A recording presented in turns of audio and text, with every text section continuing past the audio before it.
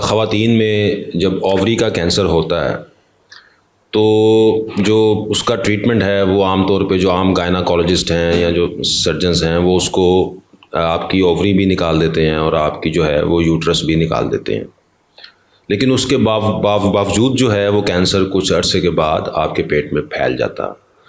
तो सर इसका क्या बेस्ट ट्रीटमेंट क्या है सर इसका? अच्छा, ये बड़ा अच्छा क्वेश्चन है। ये मैं चाहूँगा कि ये स्पेशल जो मेरा रिप्लाई है ये आप कह लें कि गायनाकोलॉजिस्ट के लिए या वो लोग जो ओवेरियन कैंसर को ट्रीट कर रहे हैं। इसमें स्पेशल बात ये है कि जब भी आप किसी भी कैंसर को ट्रीट करते हैं ऑब्वियसली उससे पहले आप स्टेज करते हैं कि ये किस स्टेज पर है।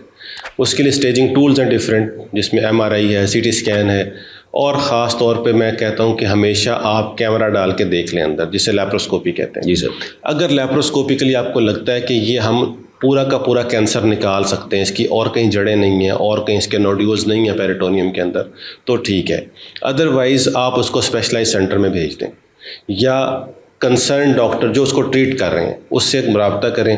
उसके उसी वक्त अगर पूरा कैंसर निकल जाए तो उसका प्रोग्नोसिस बहुत अच्छा है, इसका 100% क्योर होता है तकरीबन। ठीक है सर। आप इसको पूरे कैंसर को निकालें और साथ हाईपैक कर दें। हाईपैक हाइपरथर्मिक इंट्रापेरिटोनियल कीमोथेरेपी की आप टारगेटेड कीमोथेरेपी भी साथ ही दे दें तो इसका 100% प्रोग्नोसिस है पेशेंट ऑपरेशन के टाइम ही। अगर आपको लगता है कि आपने कैमरा डाल के देखा है और पेरिटोनियल मेट्स हैं तो फिर आप उसकी सर्जरी उस वक्त ना करें। पेशेंट को बताएं कि जी हम इसको प्लान करेंगे, साथ हाईपैक करेंगे तो आपका प्रोग्नोसिस बहुत अच्छा होगा।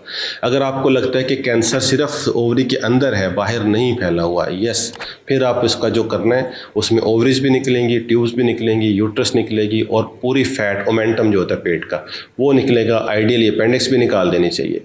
ये इसका ट्रीटमेंट है मोडेलिटी। अगर आपको लगता है कि पेरिटोनियल मेट्स हैं then stop surgery over there. Patient को बता दें कि जी हम आपको स्पेशलाइज सेंटर में भेज रहे हैं, मेरे पास फारूक हॉस्पिटल DHA में ये फैसिलिटी है कि हम ये सारा सर्जरी करें और साथ ही इनको टारगेटेड कीमोथेरेपी जिसको हाईपैक कहते हैं वो दे दें तो इसका प्रोग्नोसिस बहुत अच्छा है, सर्वाइवल रेट बहुत अच्छा है इसका। सर इसमें एक क्वेश्चन ये है कि हमारा थोड़ा सा प्रोफेशनली डॉक्टर्स के हिसाब से हम बात कर रहे हैं कि अगर डॉक्टर्स ये कहते हैं कि इसके बाद हाईपैक की ज़रूरत पड़ सकती है लेकिन उसका तो सेंटर एक है, तो ये कैसे कंसल्टेंट बताएगा पेशेंट को कि हाँ जो है अगर इसकी ज़रूरत पड़ गई तो फिर फैलेगा तो नहीं, या तो फिर आपके हर सेंटर में ये हो, तो इसका क्या जवाब है सर? अच्छा, हर सेंटर में पॉसिबल नहीं है, एक्सपेंसिव ट्रीटमेंट है, हर सेंटर में हो नहीं सकता, नंबर 1।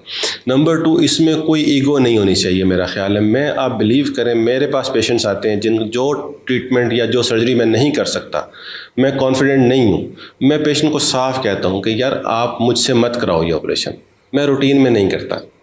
ठीक है, आप स्पेशलाइज जो बंदा रूटीन में करे उसके पास चले जाएं। देखिए कैंसर को ट्रीट करना कोई आम बात नहीं है, हर्निया अपेंडिक्स नहीं है ये सर, ऐसे ही ये आपका लाइफ रिस्क है। अगर आपने सही ट्रीट किया, कैंसर को सही तरह से पूरा ट्रीट कर लिया तो उसका प्रोग्नोसिस बहुत डिफरेंट है।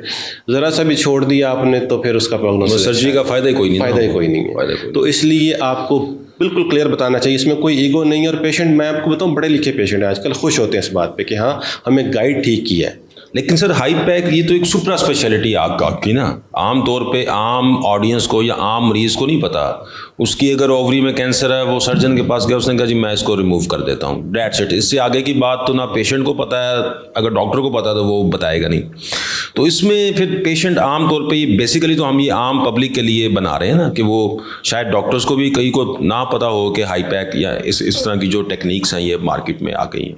तो मेरा ख्याल है कि आम जो डॉक्टर्स को भी जो है वो हमें इन्फॉर्म करना चाहिए कि आप ये रेफरल कर सकते हैं। मैंने इस पे अवेयरनेस प्रोग्राम शुरू किए हैं कुछ, इसी तरह से हमारे कुछ TV टॉक शोज़ हैं और डिफरेंट हॉस्पिटल में जाकर हमने लेक्चर्स भी अरेंज किए हैं। जैसे अभी फैसलाबाद यूनिवर्सिटी में लेक्चर प्लान है मेरा, अभी एक नौरवाल में प्लान है। इस तरह से डिफरेंट प्लेटफॉर्म्स के ऊपर बेसिकली हमें डॉक्टर्स को ही अवेयर करने की ज़रूरत है, क्योंकि हमारी जो कॉमन पॉपुलेशन है अपने अपने डॉक्टर्स के पास रिपोर्ट करते हैं सर, कि अगर उनको पता होगा तो वो फिर रेफ़र करेंगे सर। बहुत शुक्रिया सर, थैंक यू।